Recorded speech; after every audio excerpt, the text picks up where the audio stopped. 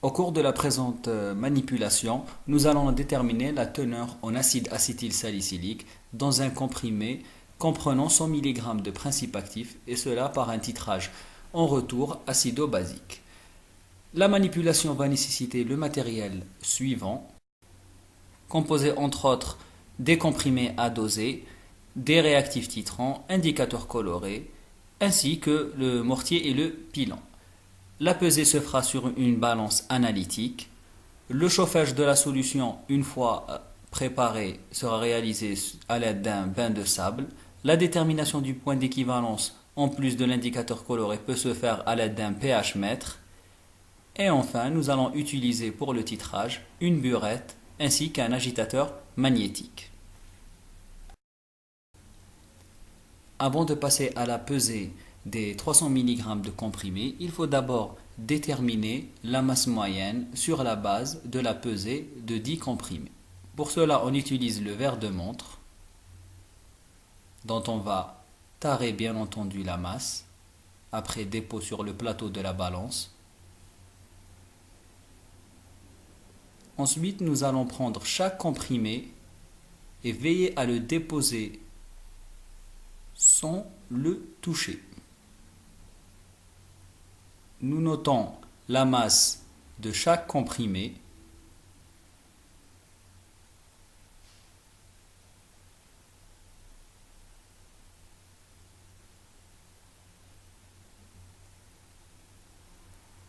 On tare.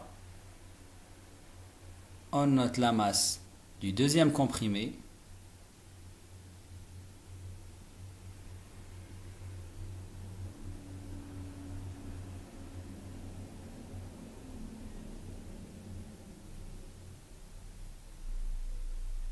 La masse du troisième comprimé.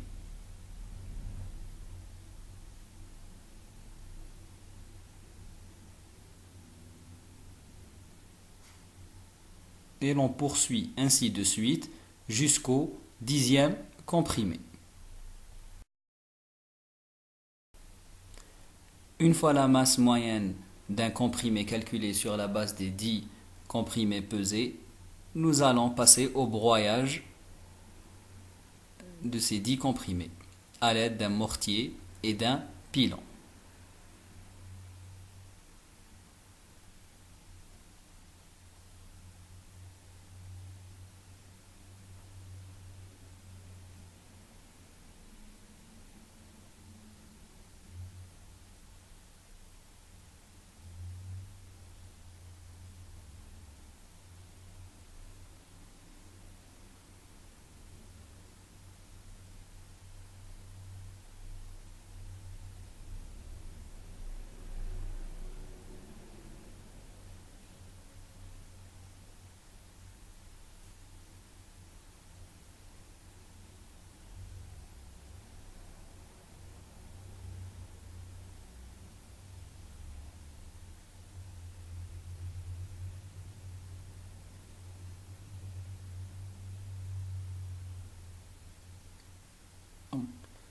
Une fois que l'on a obtenu une poudre fine, on procède à la pesée de 300 mg de poudre de comprimé donc dans un verre de montre.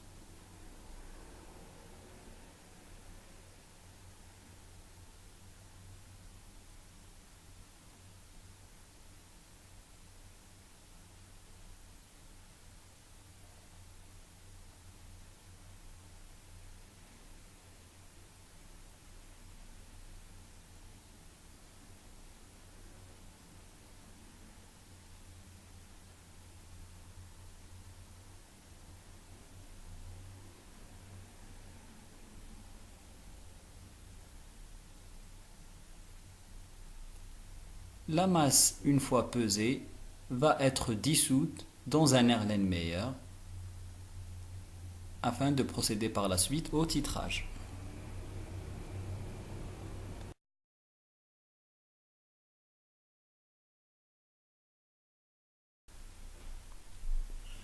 La masse pesée sera mise en contact avec 20 ml de soude à 0,2 mol par litre.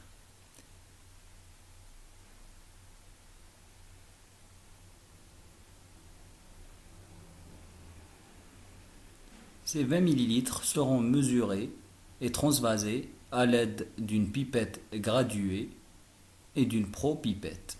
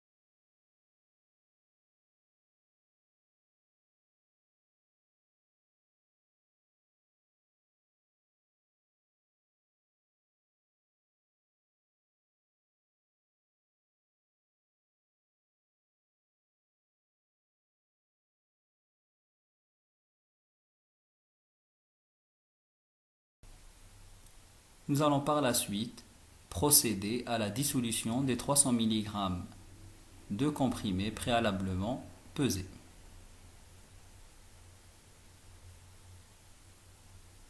Pour cela, nous allons utiliser un entonnoir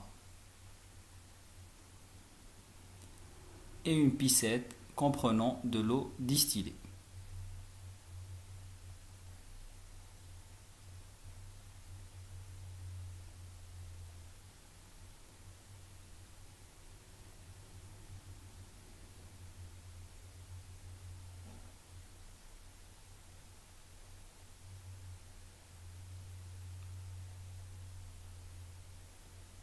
On veille à récupérer la totalité des grains pouvant adhérer au verre de montre ainsi qu'à l'entonnoir.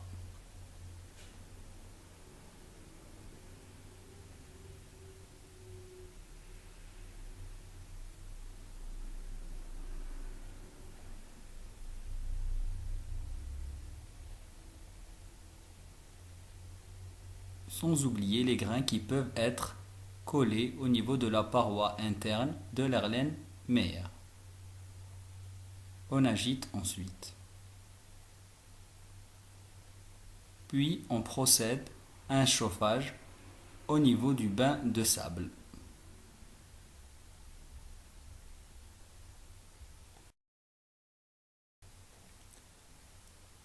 On dépose l'Erlenmeyer sur le bain de sable chauffé et on agite de temps en temps afin d'assurer le maximum de contact entre la soude et l'acide acétylsalicylique, tout en veillant à récupérer les grains de poudre qui peuvent adhérer aux parois de l'Erlenmeyer.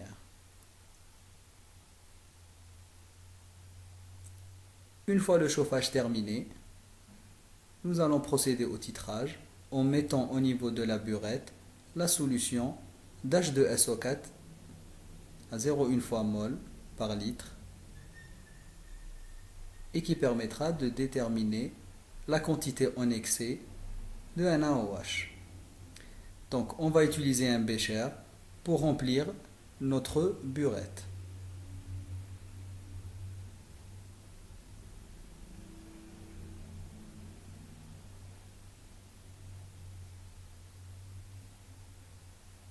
On place par la suite l'Erlenmeyer qui doit bien entendu contenir notre barreau aimanté.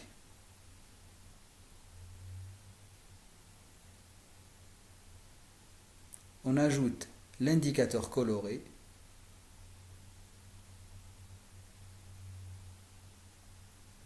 et on procède au titrage jusqu'à décoloration de la solution.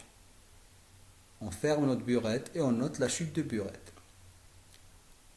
Le titrage peut également faire appel à un pH mètre afin de déterminer le point d'équivalence, où l'on note une chute brutale du pH lorsque l'on arrive au point d'équivalence, comme on peut le voir sur l'écran du pH mètre.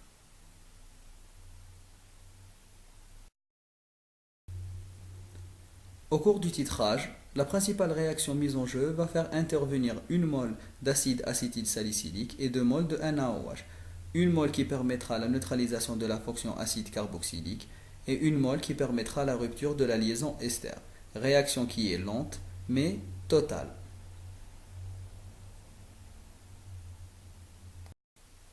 Sur la base des 10 comprimés pesés, nous avons trouvé une masse moyenne de 139 mg et nous allons doser X mol d'acide acétylsalicylique qui sont contenus dans les 300 mg de la prise d'essai, qui vont consommer 2X mol de NaOH sur un total de Y mol ajouté de NaOH à 0,2 mol par litre. Il nous restera à la fin de la réaction un excès équivalent à Y-2X mol, quantité que nous allons déterminer par le volume ajouté d'une solution d'H2SO4 à 0,1 mol par litre. La chute de burette obtenue est égale à 8 ml. La quantité totale de NaOH correspondant à Y mol est égale à 4 fois 10 puissance moins 3 mol. L'excès de NaOH équivalent à Y-2X mol a été déterminé par le nombre de mols de H2SO4 ajouté et sachant que l'acide sulfurique est un diacide et au vu de la chute de burette, nous avons donc une quantité en excès équivalent à 1,6 fois 10 puissance moins 3 mol. Le nombre de mols d'acide acétylsalicylique équivalent à X mol est donc égal à 1,2 fois 10 puissance moins 3 mol. Cela veut dire que pour la prise d'essai de 300 mg, nous avons 1,2 fois 10 puissance moins 3 mol de principe actif et connaissant la masse molaire, nous obtenons donc une quantité de 216 mg d'acide acétylsalicylique. Cela veut dire que pour un comprimé de masse moyenne de 139 mg, nous avons 100,08 mg d'acide acétylsalicylique. La teneur est donc égale à 100,08%. L'intervalle de conformité